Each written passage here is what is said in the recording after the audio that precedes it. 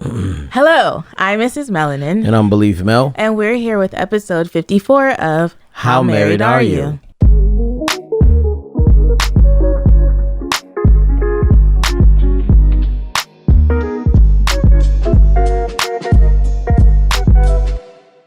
We are the Henrys. Yes. I'm Yvette. And I'm Glen. And we have been married for 9 years.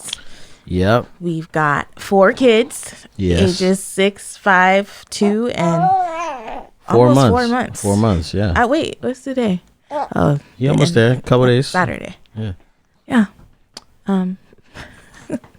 We have a parent channel called Beleaf in Fatherhood. Yep. Mute my mic, please.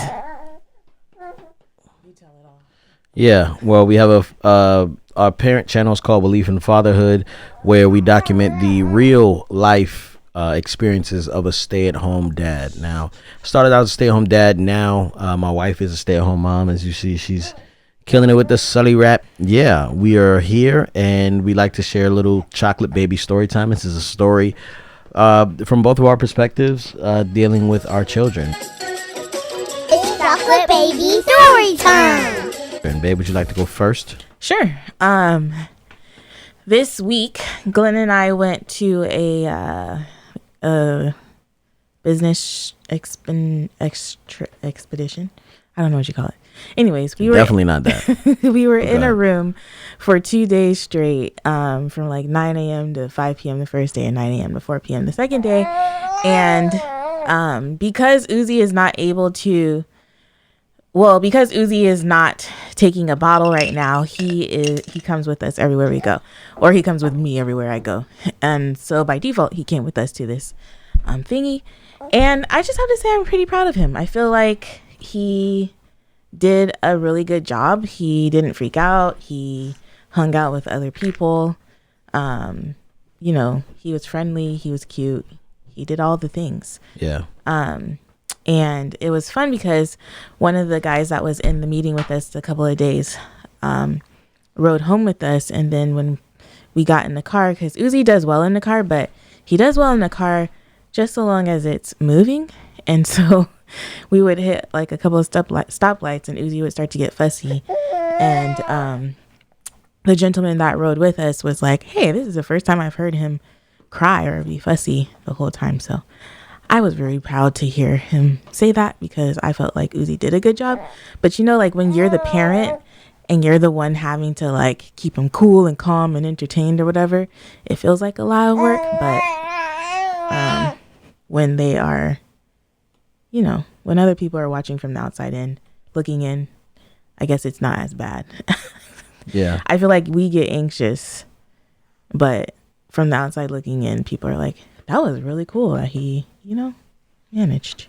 Yeah. And just like you said, when we got back, it was like we really missed the kids, you know. We missed Theo, we missed Uriah and Anaya, and they missed us. Mm-hmm. And it was just kind of like a cool time coming back together and spending time together. It seemed like it wasn't like sufficient amount of time, but we did get to spend some quality time with the kids when we got back, which was really cool. Yeah. So we apologize for the baby right now. He woke up early from his nap.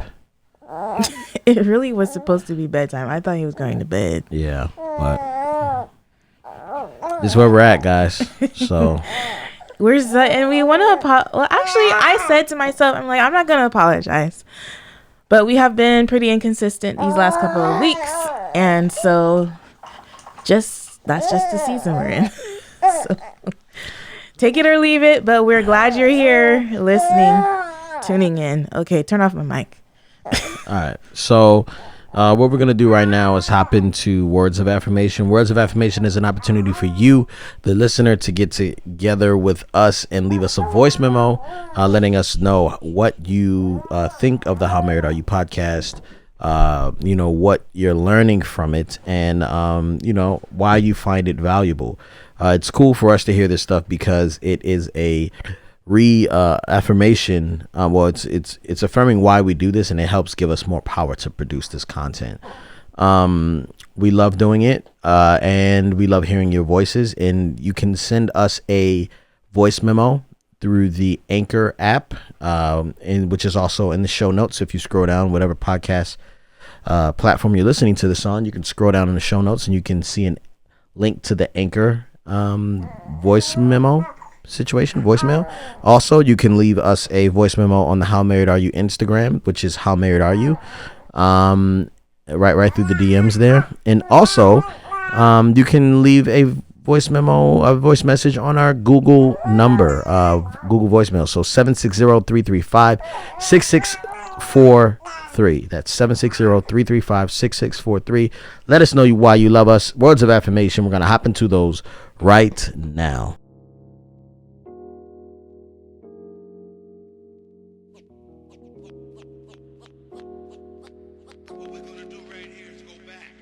Hey Glen and Yvette, it is Christina. I am all the way over in Philadelphia.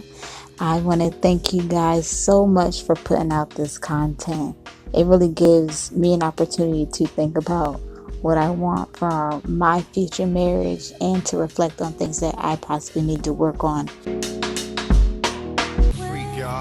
Don't stop to the beat, y'all. It don't stop. A freak, y'all. It don't stop to the beat, y'all. It don't stop. A freak. Myself in order to be ready to get married. And I also listen to it with my mom.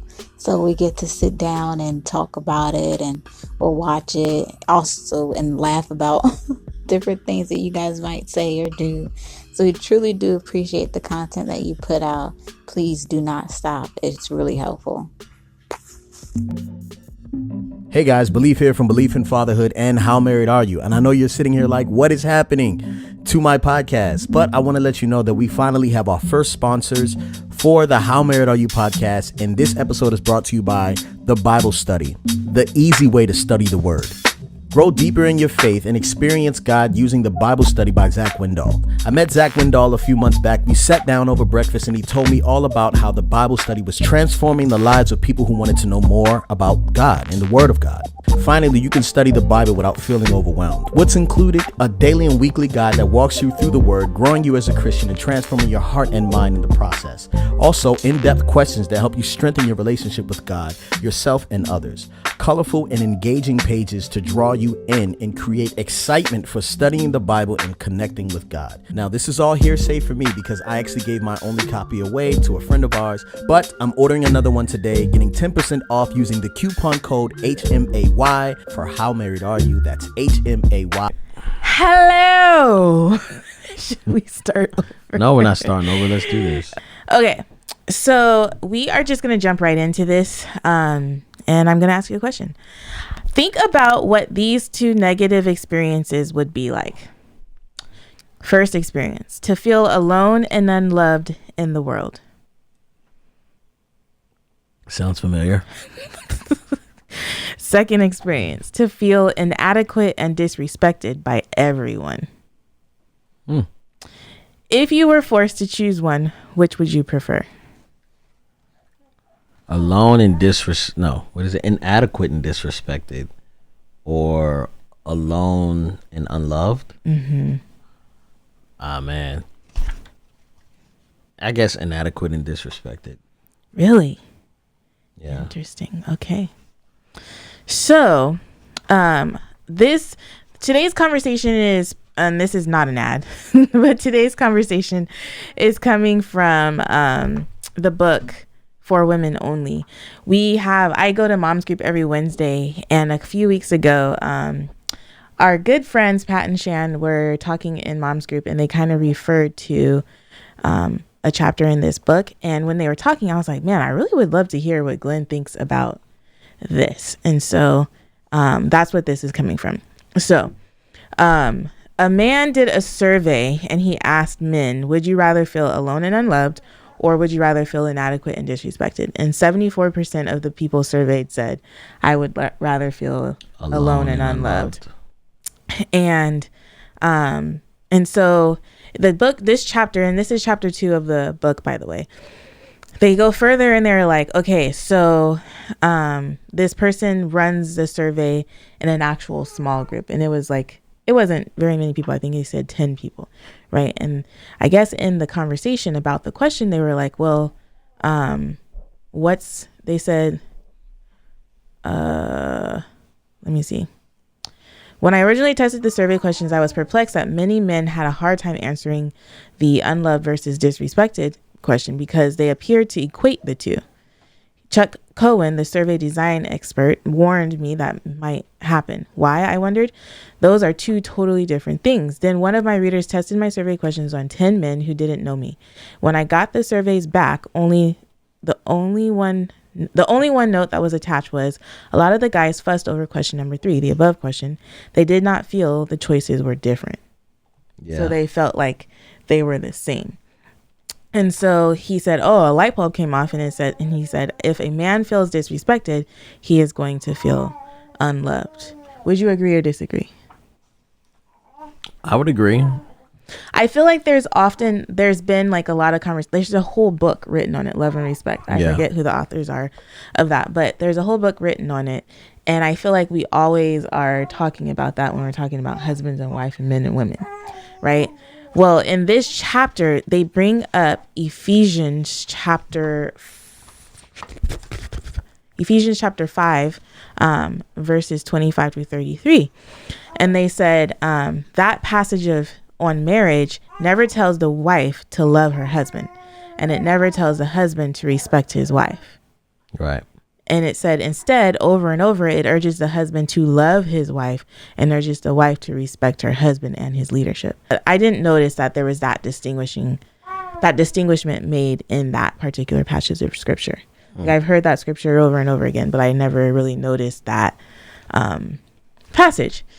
And so I was like, interesting. And if you go back and read it, I'm not going to go read the whole thing, but if you go back and read Ephesians 5 verses 25 to 33, specifically verses 25 and verse 33, you will see that distinguishing that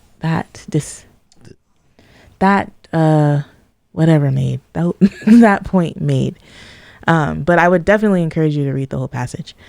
So I'm trying to move us along because I don't know how long Uzi's going to last. But one of the things that the chapter was talking about was saying, like, okay, if it's a woman's desire to feel loved and it's a man's desire to feel respected, sometimes a woman could suffice with just hearing you say, hey, babe, I love you, right? Yeah. Or like just saying it. Well, we know there's different things you can do to show that love, but sometimes when you say I love you, it's just enough. However, when this author, who is the author? Is it a man or a woman? Shanti?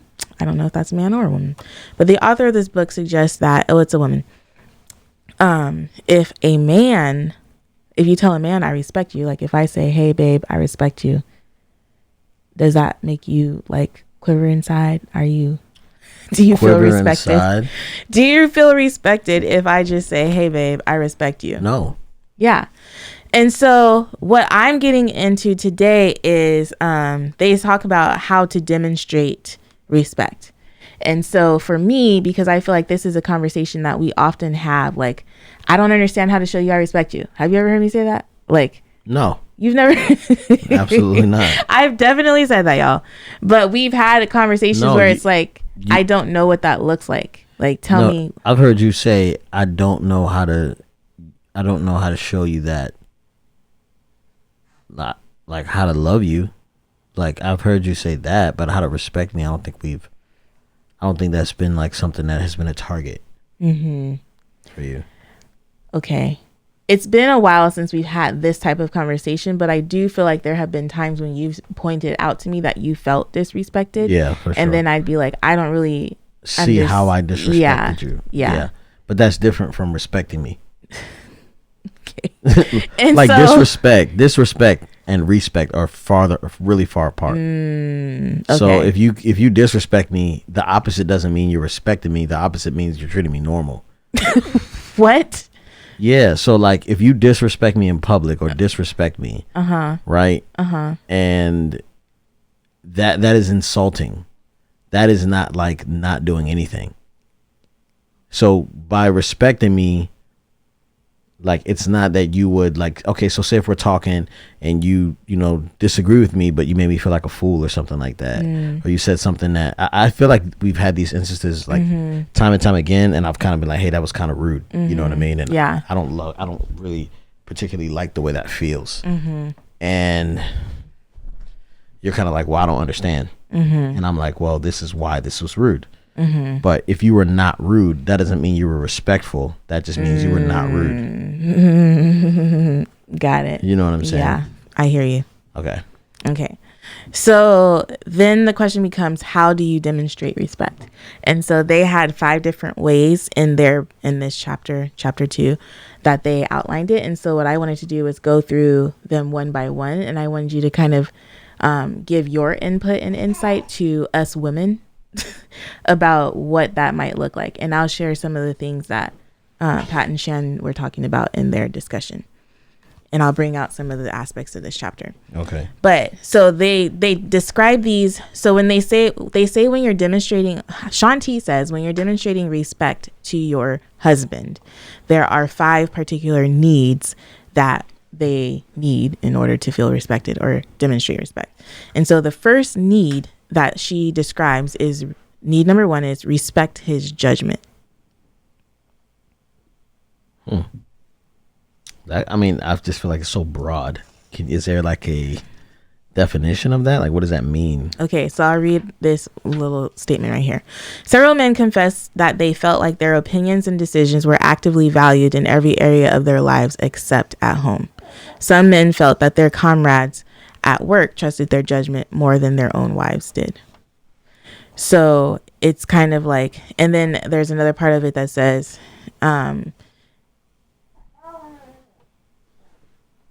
you guys have a need for us to defer to you sometimes.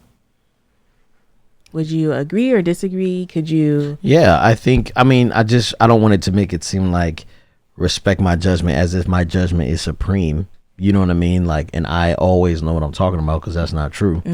But there is a level of like, I don't feel like, and I'm not trying to like pull up receipts here, but I'm just saying, like, sometimes I don't feel that, I feel like your impatience trumps my like knowledge sometimes. And so therefore, like, my judgment isn't respected. I'm just kind of like, all right, well, you know better, so we'll see. And then if I'm end up being right, it's kind of like, oh man, you were right, instead of like, you just listen to me, like, you trusting. I feel like that's more trust. Instead of respect my judgment, it's like trust me. Like, I trust you with a lot of your discernment and your, hey, I don't want this person around because they make me feel uncomfortable, and you know what I mean? And so, yeah, I feel like that is very valuable. I guess that kind of goes with this statement right here. She says, many men wish their mate wouldn't question their knowledge or argue with their decisions all the time. Many men. Yeah. Yeah. Yeah. So you agree? Yes. Okay. Need number 2 was... What do you think? About... yeah. I feel like the more... Okay, so for me... like, being someone who is such a controlling freak. I'm trying to be vulnerable here, and you are not. You are not making me feel loved. I'm sorry. Go ahead. Gosh, I am admitting that I have a problem with control. Okay, so. And I don't know if this is necessarily every woman, but for me as a woman, as an Enneagram 3, as a whatever you want to call me, I have a desire to have some element of control over situations and things. And so when I have formed an opinion about something, it is harder, especially if it's different from yours. And I'm not necessarily totally getting what you're saying. Yeah. It's harder for me to like conform. And but one of the things is I think there is an underlying factor of trust, which we've talked about in previous podcasts, that I don't trust me. I didn't. I do now. The only reason I'm hesitant to say that completely is because I feel like, I don't know if my actions show that, but I do feel like I've gotten better at saying okay. Like, you know what I mean? And there's no, you know, I just think that you are like, you know, like, I think you say it in your heart and your mind, but what you say is not that.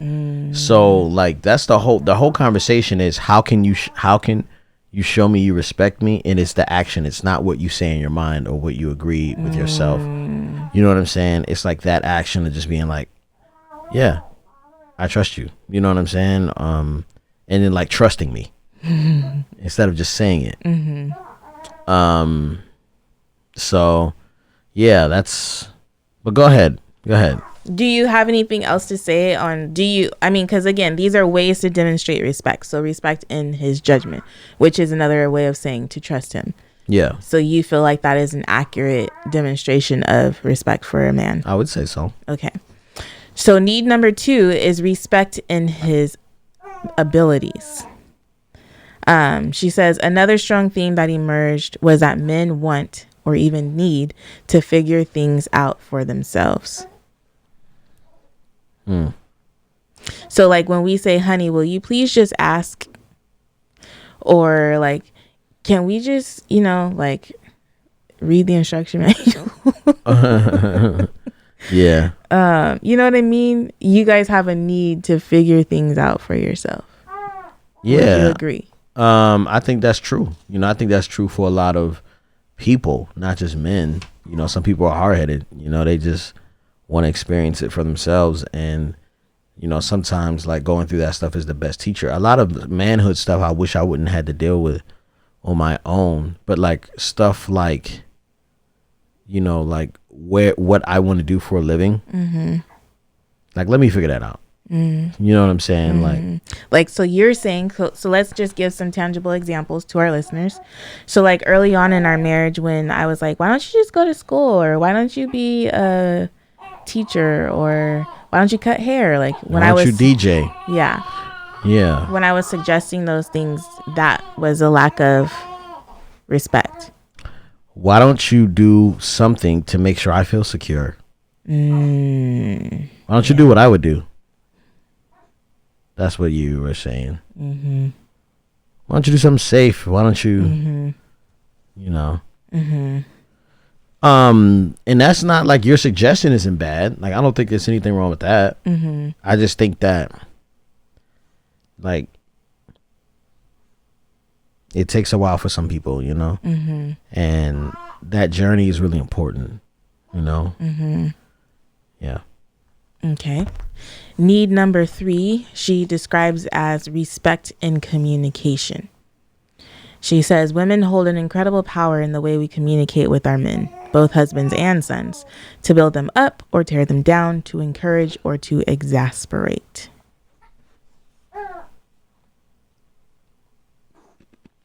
Okay, I'll give you some things that she found in interviews. She said, in my interviews, a large number of men said something like this. When my wife says something disrespectful, I often think, I can't believe she doesn't know how that makes me feel. Yeah. Well, that just happened with us. Yeah. You want to share? I feel like you should share because I'm always doing shooting. I really don't know what you're talking about. You don't know what I'm talking about? I have a recollection of a nice skin in Florida.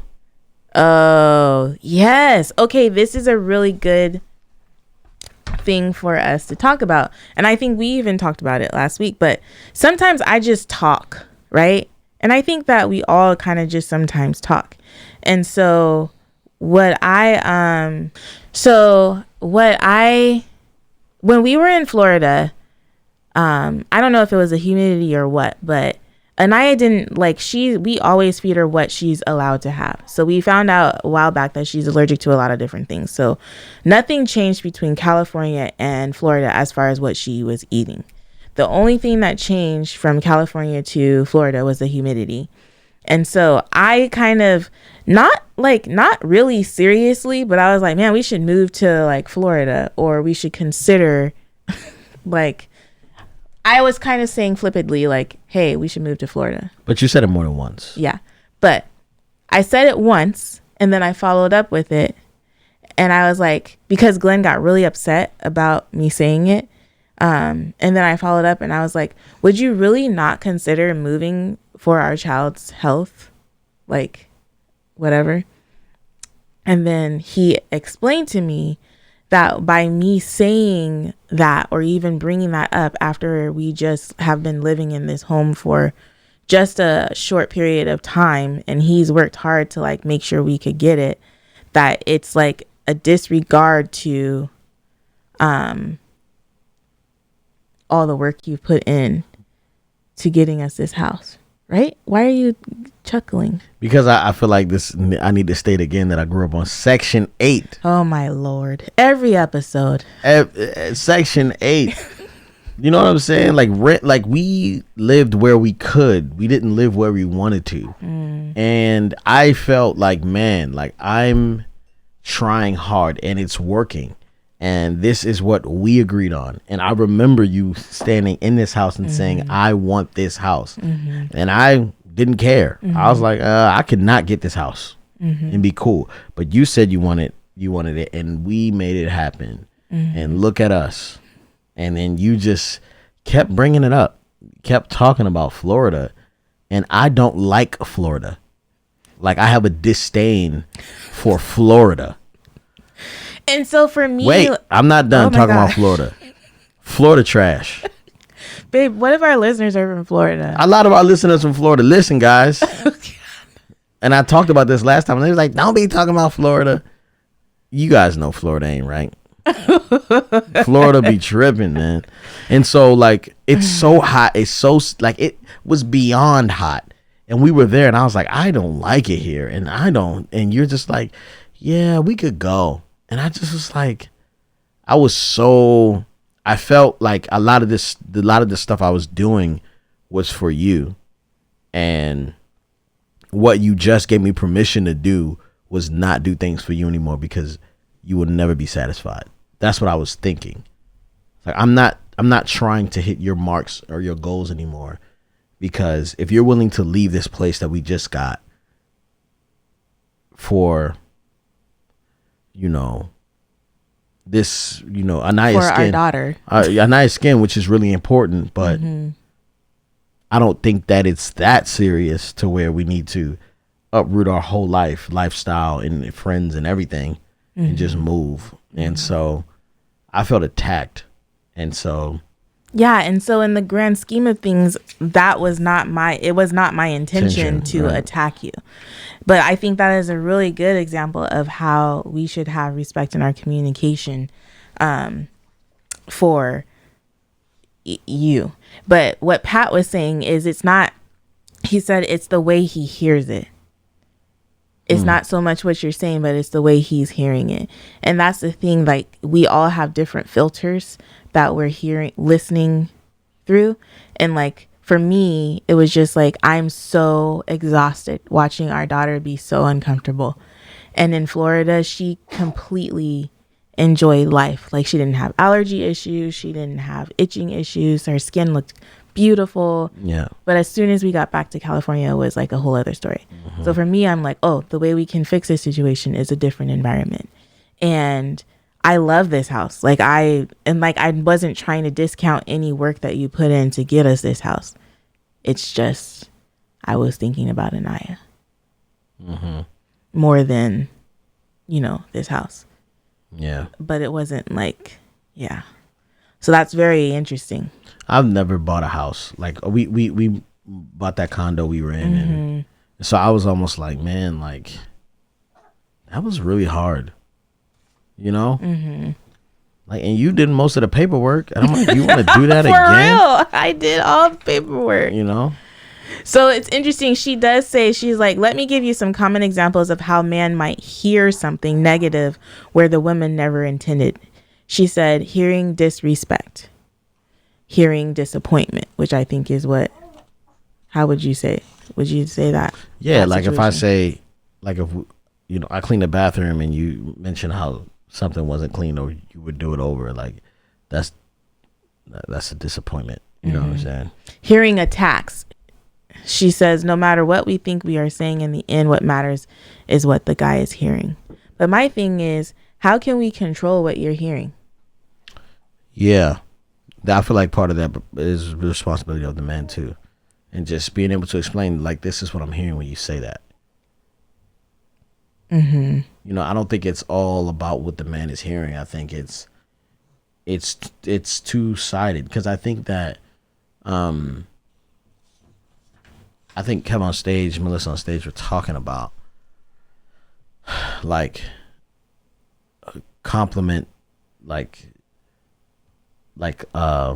these like half compliments, you know, where it's like, you did a good job, but you did it, you know what I'm saying? It's like, did you have to say that? Did you have to follow it up with the yeah, but? like, you know, and I feel like I understand that, you know what I mean? Like hearing those. And so yeah, I often wonder, like, okay, am I just not going to care?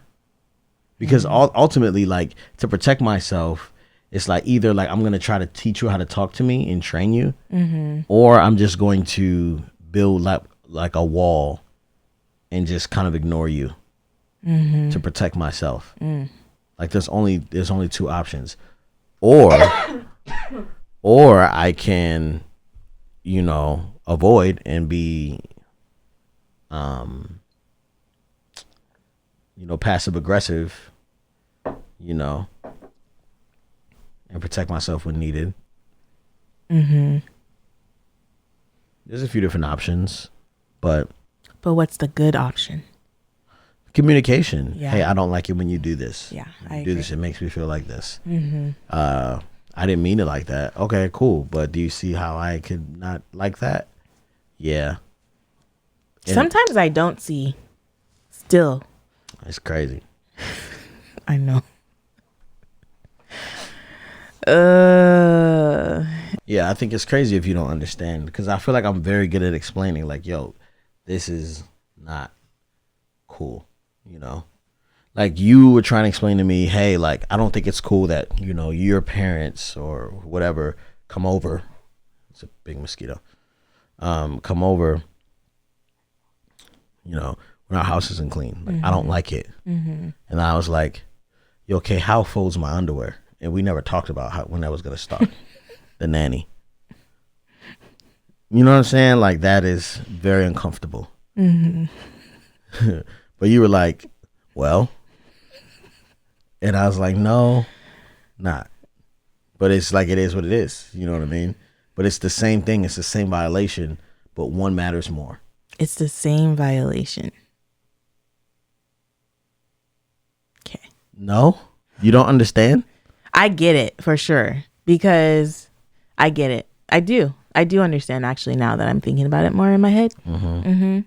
Because yeah, it's like your parents are seeing my underwear, seeing me in my underwear by seeing my house mess or something.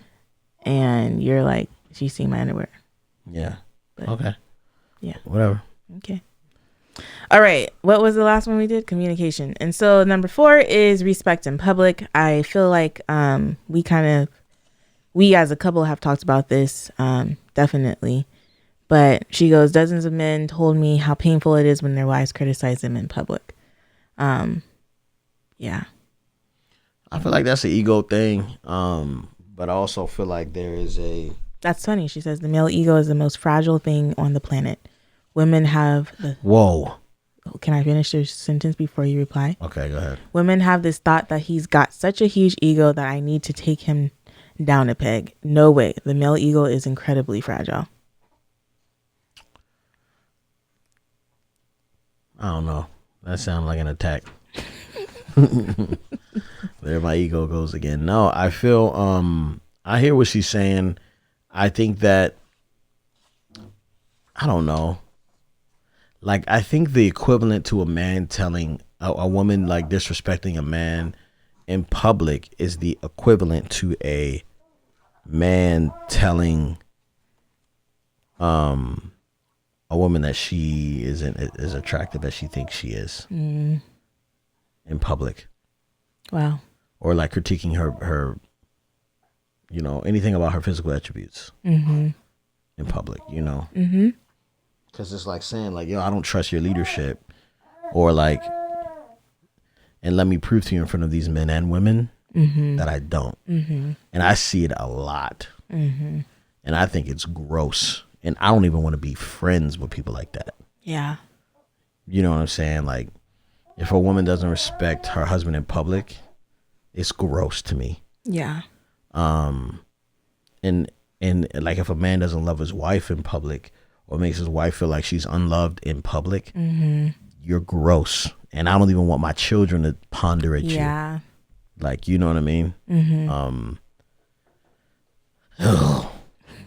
You got the heebie-jeebies, man. So one of the things too that we were talking about in Mom's group, and I think she speaks about in the chapter, is that like respecting your husband in public isn't just when he's around. That when we as women, we kind of just, and I don't even want to just generalize this to women, because I feel like men are guilty of it too. But sometimes we have the tendency to talk with our friends or our coworkers or whomever about things that are going on, or and we might not think of them as big things, but the more we do it, like if it's something that we're constantly doing where we're taking like what we might call small jabs at our spouse or a significant other to people when they're not even around, that's the same as showing him respect in public. So I think we have to be careful to protect the honor of our relationship when our spouse isn't around or when our significant other isn't around. And I think there's a fine line though. I was going to say that. I was going to go further to say that now if you're seeking counsel, that's a whole different situation. But if you're just talking flippantly, like just about your spouse, then that's just not wise. Yeah, it's like one thing to say like, hey, like I'm having trouble helping my husband understand that this bothers me. How can I do better at that? And like, what would you say are good ways to approach him? I'm having trouble like motivating my husband, inspiring him to figure out what he wants to do. What kind of ways can I? What type of things can I do to help him? That is not the same thing as, man, he's never here, and he's you know, all he wants to do is play video games all day. Play video games all day. Even if it's true, it's still a fact that that person probably already knows. You know what I'm saying? Like, it's just like you're complaining about something that is something you probably are regretting. Or you knew about, and it's like, yo, this is kind of who you're with, you know what I mean? So I think there's a way to like pray for those things and talk to God about them before you talk to your friends or his friends. Goodness. Yeah. Okay, and then the last thing that they talked about, or that she talked about in her ways to demonstrate respect, was number 5, the need to respect them in our assumptions of them. So basically what she means by this is that like always assume that they have the best of intentions rather than assuming that their intentions are bad. Let me read this paragraph. She goes, unfortunately, in one area, men have every right to read something into what we say. And that is when we have jumped to negative conclusions about them. When we really examine our communication, we'll be astounded at how often it's assumed something bad about the man we love. See if any of these assumptions ring a bell. We assume he needs to be reminded.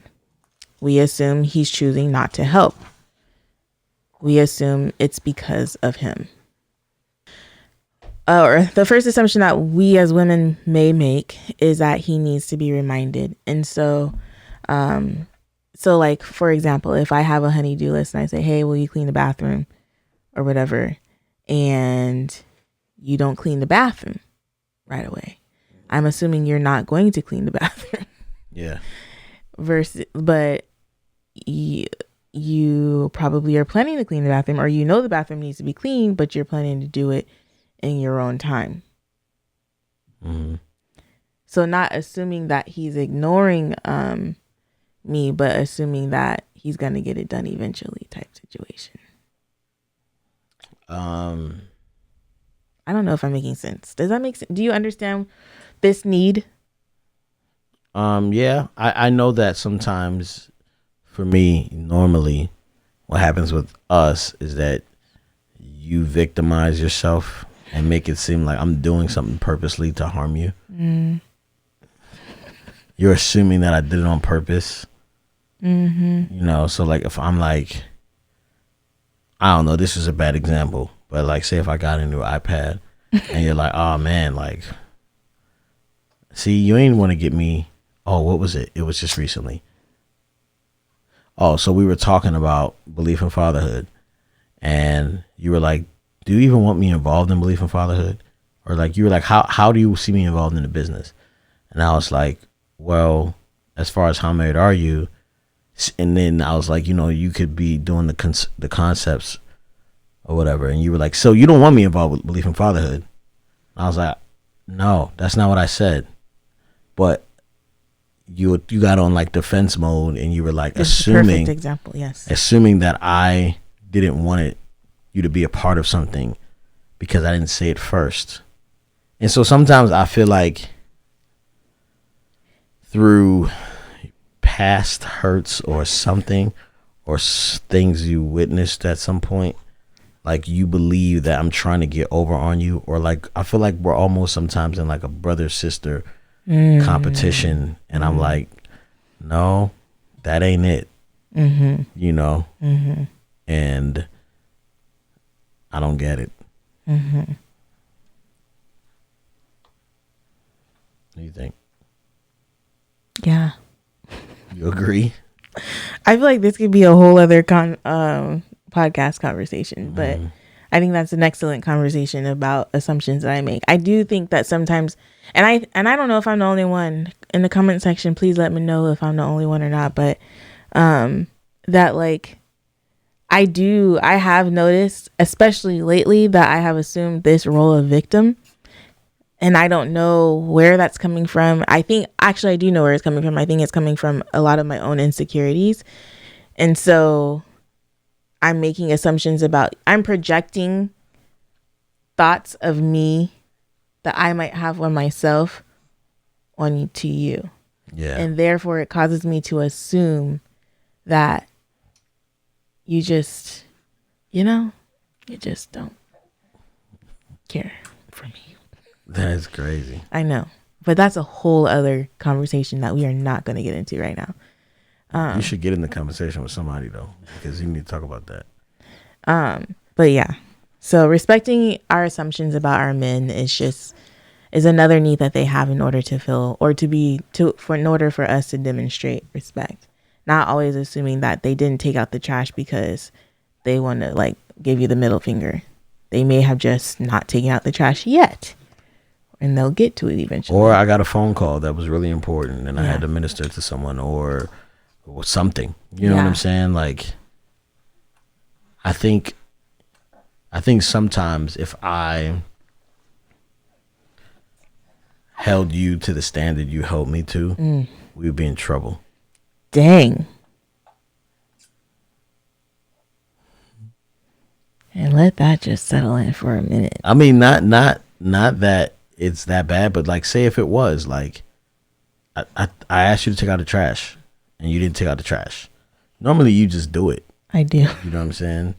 But then can we talk about that? Because we did I kind of gave that example in the conversation that they were having, because I was like, is this a sign of, I just need to know, because for me, I need tangible examples of what is disrespectful. And so that was a Wednesday, and trash day is on a Monday. And so Yeah, mosquito, man. bug guys. And so that Monday before, it was trash day, right? And you were asleep. And I was just like, uh-oh. I'm listening. I don't know what to do with this child. Babe. Go. It's not that big of a deal. Babe, when that thing bites you on your forehead. I'll just have an extra large forehead. Okay, so that Monday before, I was like, okay, guys, is this a sign of disrespect? Because when we moved into our house, our home, Glen was like, I'm super excited to like do things like take the trash to the curb or whatever, this, that, or the other, right?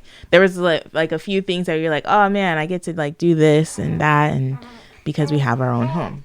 Am I telling the truth or? Yeah, okay. So that Monday morning you were like sleep, and I was getting nervous. I was like, the trash isn't out. And for me, my thought process is, okay, empty up all the trash cans in the house the night before, and then take the trash cans to the curb the night before. But it came to be Monday morning and you were still asleep, and so I was like, I gotta do it, right? And I just did it. Yeah. But then I feel like shortly after I did it, you were like up. And I'm not sure if you were planning on taking out the trashes or if you had remembered or not. But I asked, I was like, so is that a sign of disrespect? And they were like, I forgot what their response was exactly. But the suggestion was to like let you miss trash day one day and just deal with it. Oh, and that's why I did it, because the week before you missed trash day. Didn't you? I don't think I've ever missed trash day. There was one day I missed it. Yeah.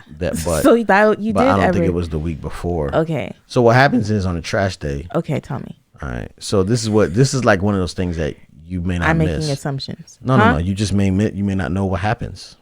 So on trash day, not only is there trash, but there's boxes that need to be broken down and put away in a certain fashion and form. And I may have time to take the trash out, but I don't necessarily have time to break down the boxes, which are almost more important than the trash, because we have a bunch of Amazon packages and things that come that we don't have room for.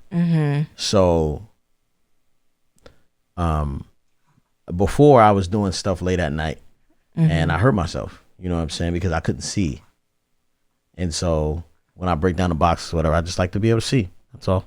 So, I don't think it's disrespectful that you took out the trash. Okay. But I should have taken out the trash. Okay. But let's bring this back around. Okay. So I told you from the beginning that I don't ever want to mow the lawn. Ever. Right?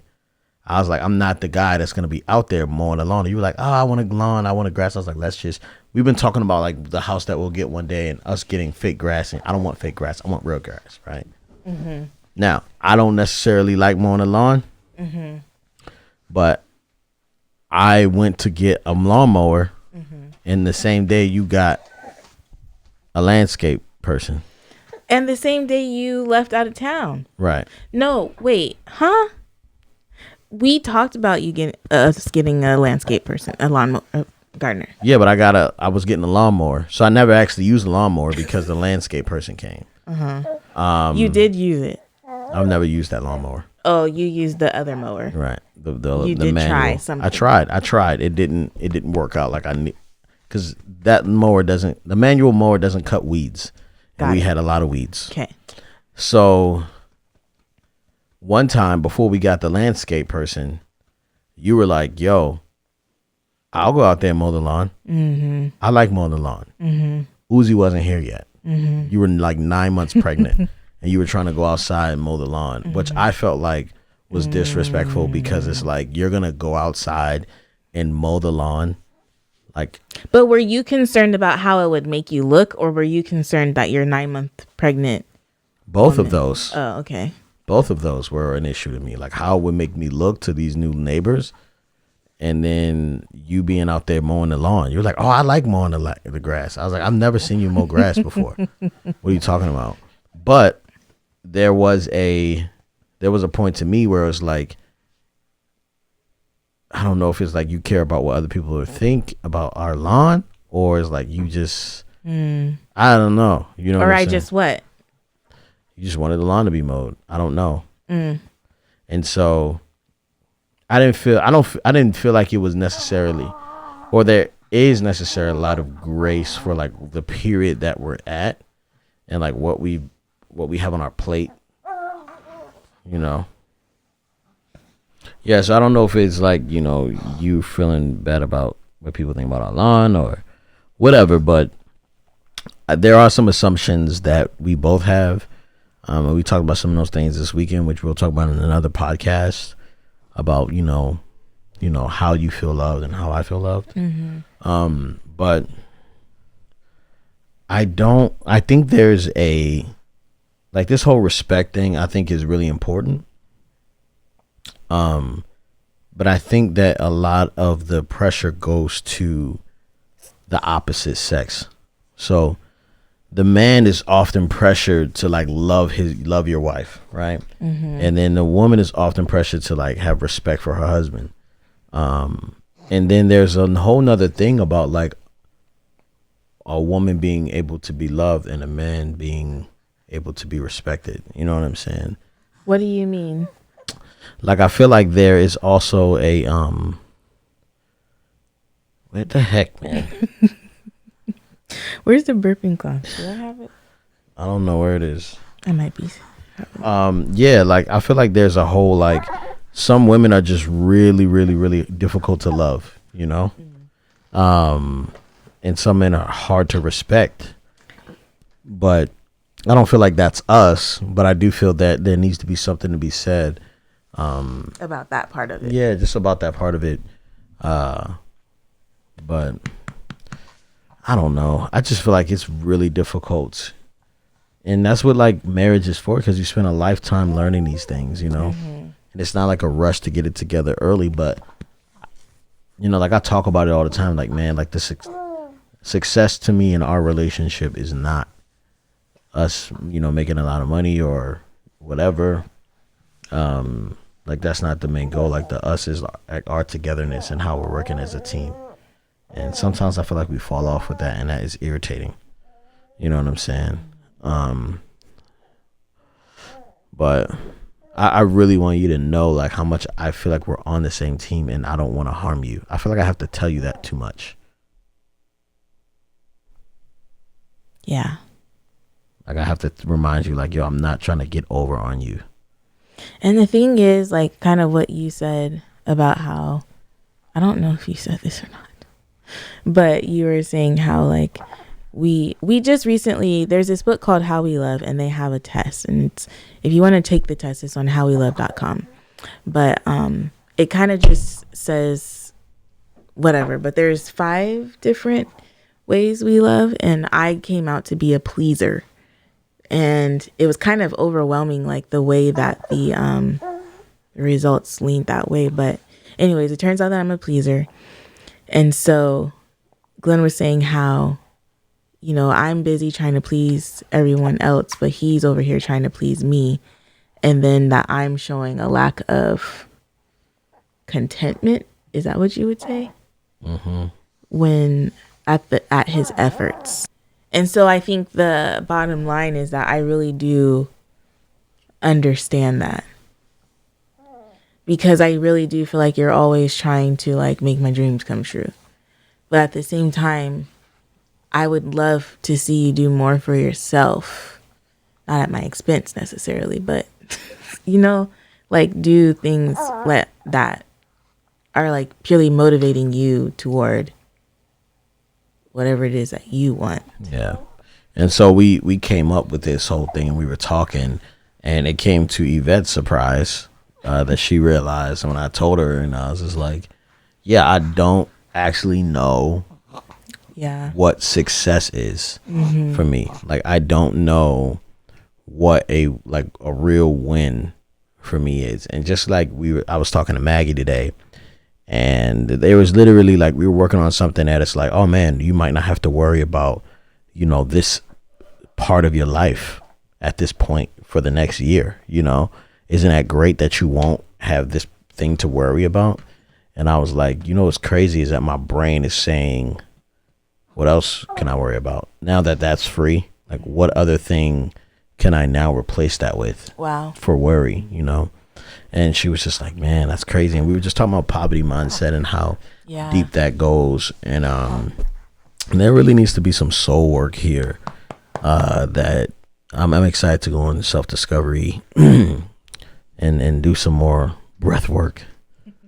I think this is what I was going to say is that I wanted to say to our audience, to our listeners, that we don't have it all together, and we don't claim to have it all together. And I think most of you guys know that we don't have it all together. And I just want you to know that we are fully aware that we don't have it all together, because I think last week when we were sharing our chocolate baby story time and we were talking about how we're having a hard time with Theo right now. Everyone in the comment section was commenting on that, which is totally fine. But I don't know. For me, it's the tone that says it. And unfortunately, because it's like comments in the comment section, I can't really read it at the tone that you might be writing it in. But I just want to remind y'all that we're working through a lot of the things that we talk out in this podcast. And so we're not necessarily coming on here and saying we have all the answers. We're just letting you guys in to our working it out, if that is the way that I would say it. Yeah, I would agree. Because I don't know why I feel the need to say that, but I feel the need to say that because I feel like we're ending this podcast in a way that's not necessarily like some huge takeaway or whatever, but I'm hoping that it is just more insight to you guys and giving you possibly the verbiage that you don't have to express yourself, or just offering a different perspective, or just some insight that you may not have heard from, or even if all you get from it is I should go get that book for women only, then do that. But and we'll put that in the show notes below as well. But yeah, that's all I'm trying to say. Yeah, I think the difference between our content and some other people's content is that, like, we don't want everybody to listen. You know what I'm saying? We only want the people who feel like they are going to get something out of what we're, the raw and true look at our lives. You really feel like you're going to get something out of it. This isn't a right, it's a privilege, to have such an intimate view on someone's life. It's not something that we are doing to go viral or like seek attention, but really as older cousins who may have crossed the bridge before you did, and just say, hey man, just let you know it gets bumpy around this part, or year 9 it was rough, or we struggle with this in this area of our relationship for years, and it's cool that you get to peer in on that. It's not for everybody, and I think our last conversation about Black love, we had a lot of people who were hurt by the content we said, and I just wanted to kind of reaffirm that maybe it isn't for you, and we are totally okay with that, but we have to be honest and true to ourselves, and just remind you that like, it's okay if you don't get it. It's okay if it doesn't make sense right now. Hopefully one day it will. Hopefully one day you'll understand some of the things we're dealing with Theo, or some of the things we're dealing with each other. Just know it is a part of the process. Yeah, indeed. That's exactly okay. It. And so, babe, how married are you? Oh gosh. How married am I? Let me think about that. I'm so married. Oh, I'm so sorry. I'm so married that this morning I was about to leave the house. It was like 5 o'clock in the morning. I was leaving the house, and I was really excited to get to work, and I was about to leave, and I realized that the car seat base was still in the rental car. Oh my goodness. So I unattached it and put that thing back into the van so that you can make sure that you got to mom's group or whatever on time without the car seat base, because that's something I usually would forget. Dude, and I appreciate it, because this morning I was getting ready to get into the car, and I was like, oh man, the car seat base is in the other car. And then K-How goes out, and K-How was like, oh, you'll just have to do it the old-fashioned way. Uzi. And then I was like, yeah. And then she goes to put the diaper bag and stuff in the car, and she goes, oh, it's in here. And I was like, oh, he's so awesome. Oh, it's just the little things. Yeah, little things for sure. Babe, how married are you? I'm so married that I I forget where you were. Oh, you were at Vid Summit. While Glen was at Vid Summit last week, I came into the home office and I brought order. Oh my goodness. That's supposed to be exciting, Uzi.